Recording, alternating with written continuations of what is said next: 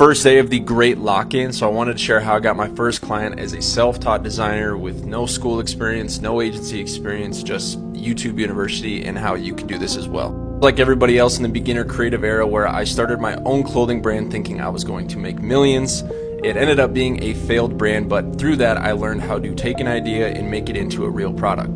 That is lesson one, is make your own work. Even if it doesn't blow up or it doesn't go viral or make you millions, there is somebody watching that sees that you know how to get a product made or design something. So shout out to Jimmy Farley, Jim Poppy. He reached out to me and asked if I could get a t-shirt and a hoodie made for him and his business partner. I, of course, went on to help them produce a t-shirt and a hoodie, and shortly after, his business partner, Rob the Bank, as many as you may know, reached back out and asked for help again on another project. And there is lesson two for you, is that your first client is actually a lot closer than you think. It could be one of your friends, it could be a family friend, or in my case, it was a friend of a friend. And after he reached out the second time is when it clicked for me, is that I should be offering creative services to other people to make money rather than bleeding my own pockets dry.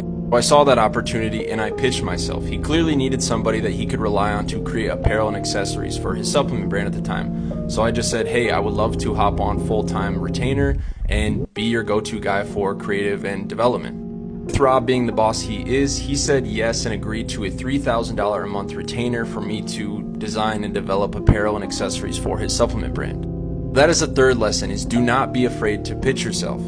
From there, I was able to leverage that work, add it into my portfolio, and start reaching out to other clients saying, hey, look what I did for this brand, I could do the same for yours. So to recap, create your own work, share your work so people know that they can hire you for that work, stay consistent, do good work, and realize that your first client is actually a lot closer than you think. I'm actually going to be breaking this down even more in depth in my Substack later this week, showing my first sketches, my first mock-ups, and actually the cold email scripts that I use to get new clients. So link in bio there. Make sure you're tapped in, and appreciate y'all. Lock in. Love y'all.